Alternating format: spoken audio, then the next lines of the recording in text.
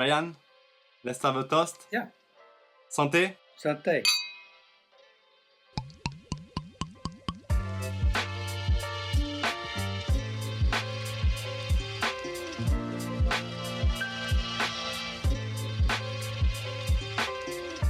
What's up, puzzle lovers, and welcome to Bits and Pieces. My name is Michael, and this is a new episode of a series called Apero With. This is the show where I have a casual chat with puzzle designers over apéro, the French tradition of having a drink and light snack before a meal. Today's guest is Brian Young, an Australian designer of high-quality puzzles since Christmas 1992. He is best known for his sequential discovery puzzles like Plugged Well, Houdini's Torture Cell, and one of his most beautiful creations, Katie Koala. Hello Brian, welcome to Apero with Brian Young. First of all, thank you very much for accepting to share an apéro with me.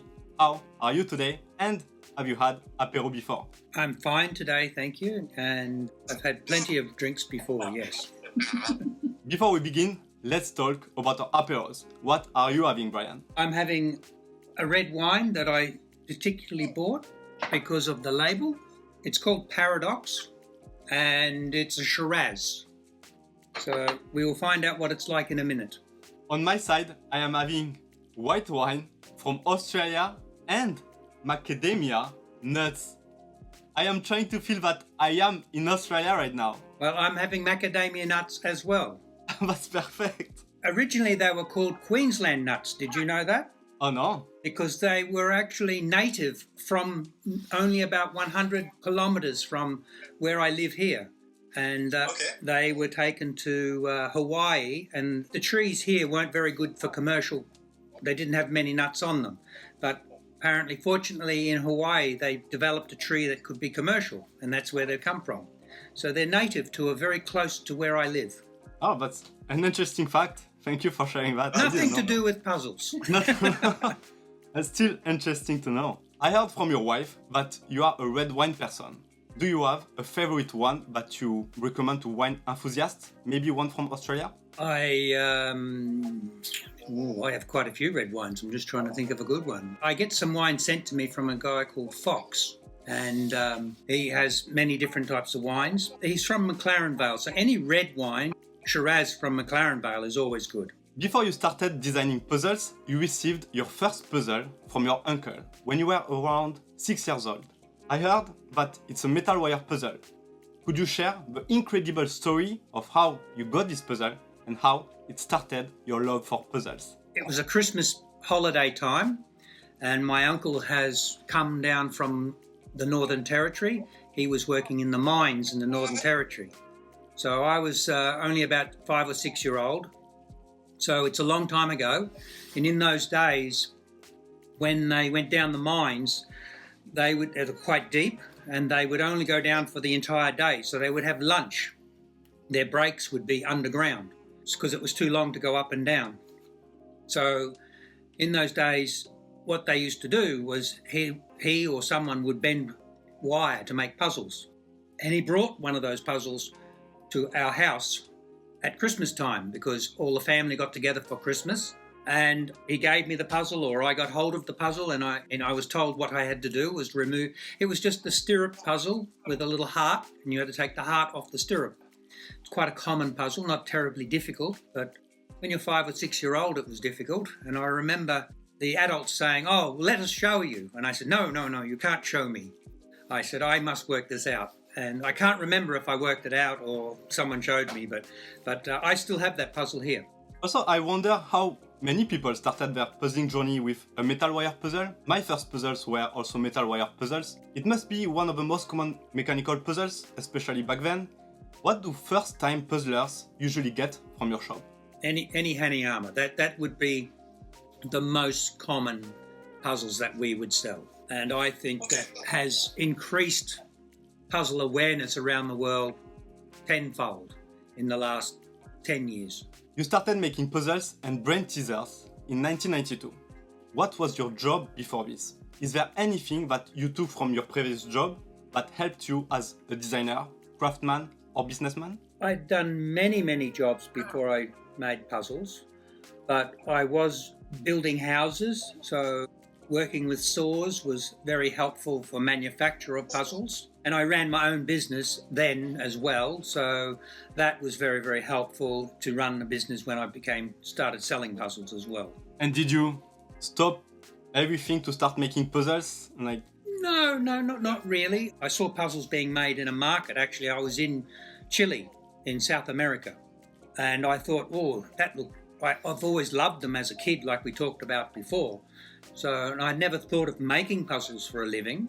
So when I saw someone else doing that there, I thought, that just looks like offcuts of wood from a building site. That looks easy. So when I came back from that job, I was actually working in Chile then, but when I came back from there, I started making a few, and then I went to a small market on the Gold Coast, which really was a flea market more than a craft market. So I wasn't very successful there. And then another person put me in contact with another market in Brisbane, not on the Gold Coast, but in Brisbane.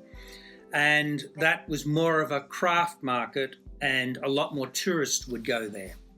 So that combination of being lots of tourists and being an actual craft market, not a flea market or a junk market, was more successful.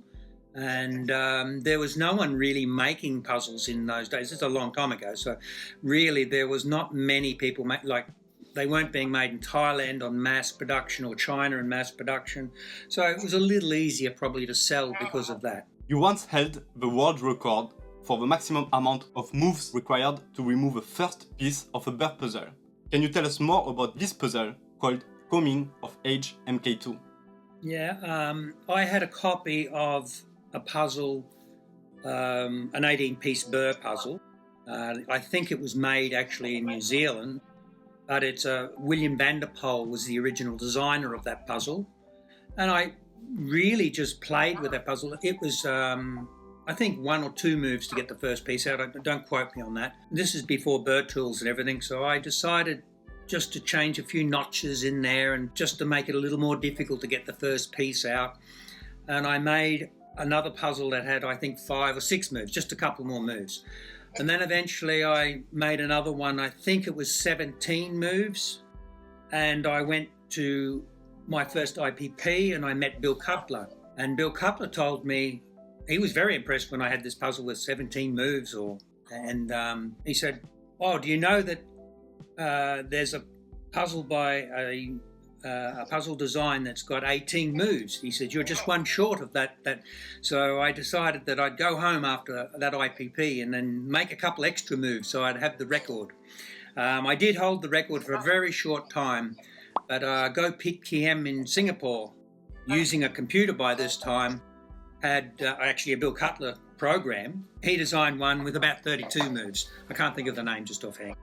So yeah, my record was only held for a very short time. Still, you have it for a short time, which is incredible.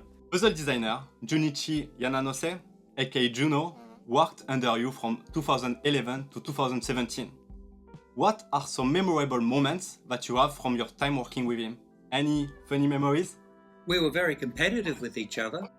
I remember when we were making the SMS box, and I've had a lot of feedback over the years with the SMS box now that it was way too hard. Well, I'm probably going to blame Juno and myself for that being too hard. It's because we would be bouncing ideas off each other all the time and trying to be competitive to find more and more things to put into the puzzle, and as hard as possible things to put into the puzzle. So, sometimes it's not, you don't end up with the best puzzle in the world because of that. But yeah, that would be one of the most memorable moments. He's a very good craftsman, and I think we both learnt a lot from each other. It was a good time. I think it was about 4 or 5 years he worked for me. Do you still keep in touch with him? Do you see each other often? Yeah, he actually visited only yesterday. Oh, okay. So yeah, he come in for coffee and we communicate. We talk together. Yeah. It has been reported that you're putting together a yellow 1966 Mustang as a sort of retirement puzzle. How is that going? Well, not a lot's been done to it. I did a lot of work many years ago because that was one of my jobs. When I first left school when I was 15-year-old, I took up an apprenticeship to be we call it a panel beater here. In America, I think they call it body shop worker, just repairing cars that have had accidents. So when you're a 15-year-old boy leaving school, you know, all you want to do is work on motor cars. That's the most important thing in life. So, well, for some boys anyway. So, yeah, I'm actually a tradesman panel beater, among other things. Like I said before, I've done a lot of jobs. Yes, it is probably a retirement job now because puzzles have controlled everything for the last nearly 30 years. So I haven't had time to work on it. And so, is there a plan to do a road trip around Australia with this Mustang? No. Remember, it's a 1966 Mustang. Even if it's restored beautifully, it's not going to be a real comfortable car to drive. Is there a specific reason that you wanted to have this Mustang? I could make a reason. There's two reasons. I was offered the car at a certain time in my life and I had the money to buy it, so I bought it. I've always thought a Mustang would be very good. I remember my father actually always wanting a Mustang, but I don't think that's why I bought it.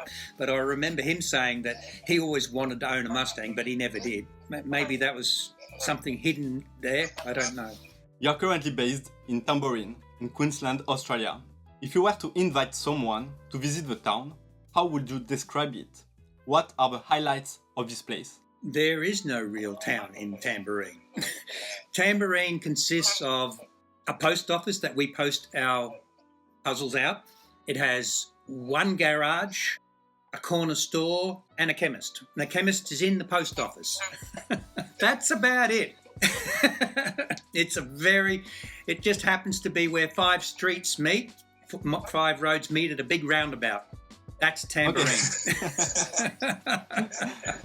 By the way, Brian, where in Australia are you from originally? I'm actually from very close to Brisbane. So where I am now, I was born in Brisbane and we lived in just south of Brisbane at a place called Slacks Creek, which changed its name to Springwood later. And then from there, I actually moved to where I live now. Your wife, Sue, is your longtime partner in running Mr. Puzzle Australia. Since she is not interested in solving puzzles, including the puzzles that you make, what do you both enjoy doing together outside of work? We often walk together. We hike locally here. We have fire trails that we can walk on, so we walk quite regularly along the trails. We love to travel. That's not happening at the moment with COVID, but normally, pre-COVID, we would go to IPP every year.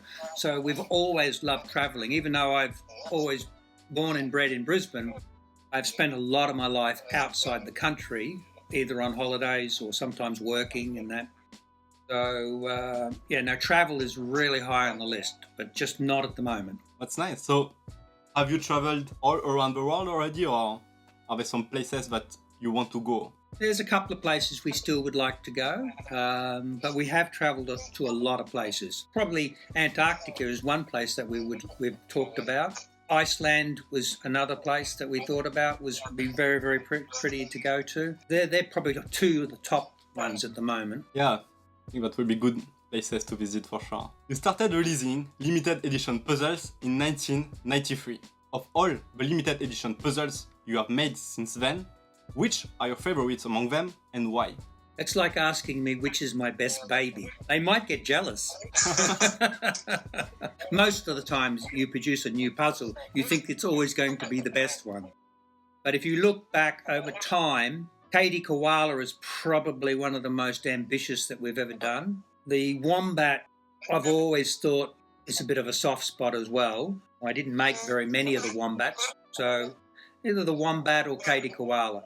Did you think about the design of a koala and a cricket bat because of something very special? Were you inspired by these things? Now, with the bat, it literally started with a particular coin that came out. It was a special coin that was brought out for a very world-famous batsman and an Australian by the name of Sir Donald Bradman. And they brought this coin out to celebrate him, and I thought that would be really good because it could fit in the handle of the bat. And then I started designing the whole puzzle around that, getting that coin out of the bat. But then the guy, he was really, really old and he died.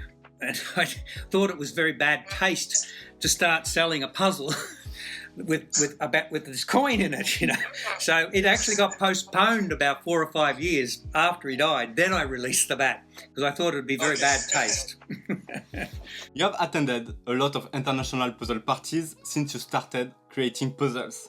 You also joined the Nob Yoshigahara Puzzle Design Competition several times. Your puzzle box, Tweedledum and Tweedledee, was one of the top 10 vote getters in 2017.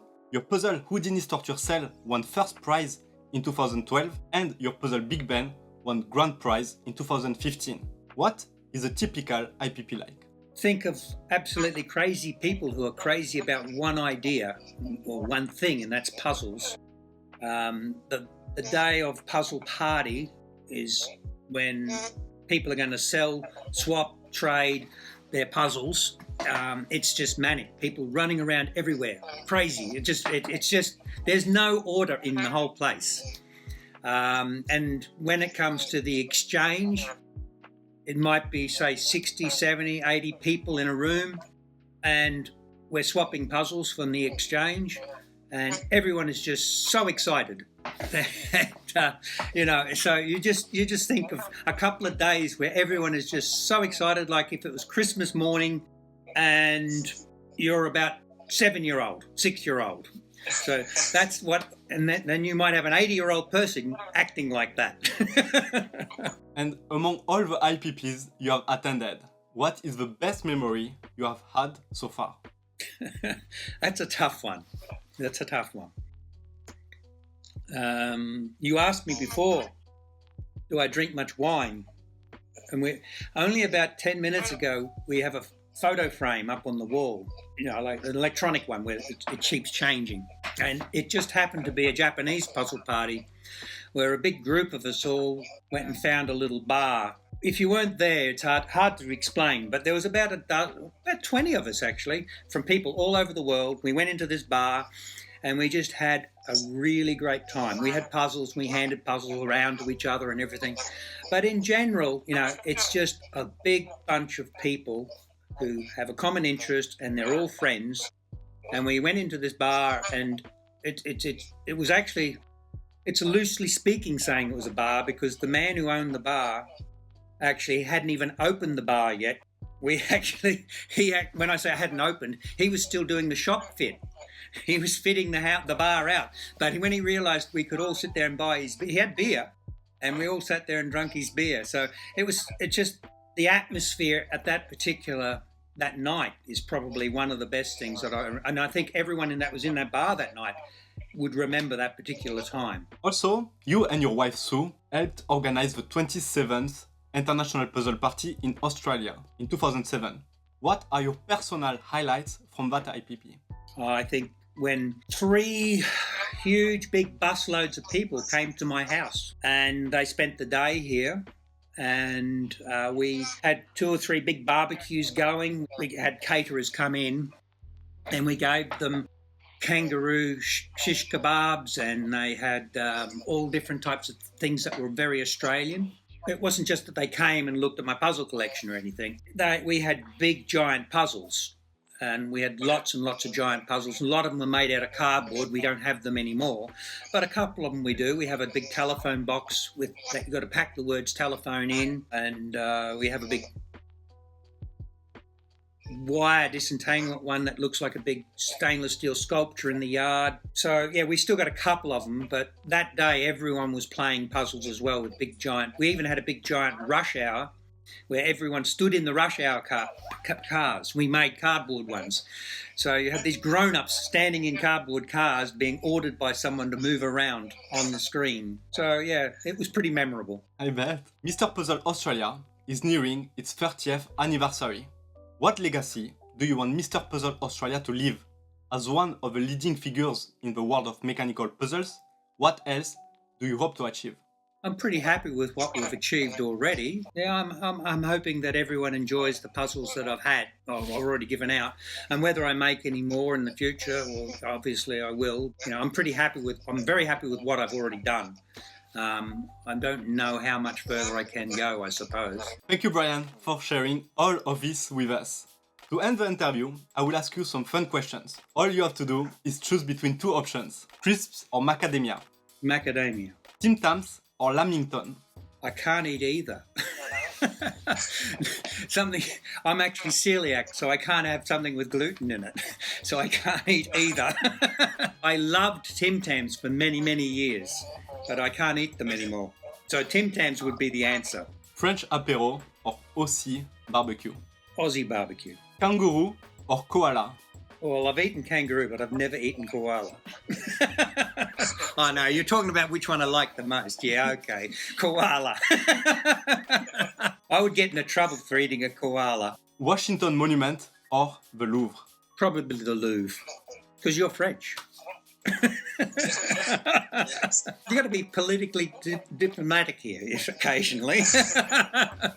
Burr or sequential discovery puzzle. Sequential discovery puzzle. Is there a sequential discovery puzzle but you enjoy a lot apart from yours? Danlock. I've always said it. Danlock is very, very good. Australian football or cricket? It's going to have to be... At least Australian football doesn't go for as long. Designing puzzles or crafting puzzles? Designing puzzles. It's much easier than crafting. And then finally, best-selling puzzle or award-winning puzzle? You might want to ask it again. Let me think about it. Think award-winning puzzle, yeah. Brian, it was a pleasure sharing an apéro with you. Before we end it here, would you like to say anything to people watching this video? Thank you first for giving me the opportunity, and I hope that they enjoy our conversation and they don't get too bored. Once again, thank you, Brian, for accepting this interview. I wish you a great weekend and I hope you had a lot of fun. See you next time. Okay. Bye. Cheers.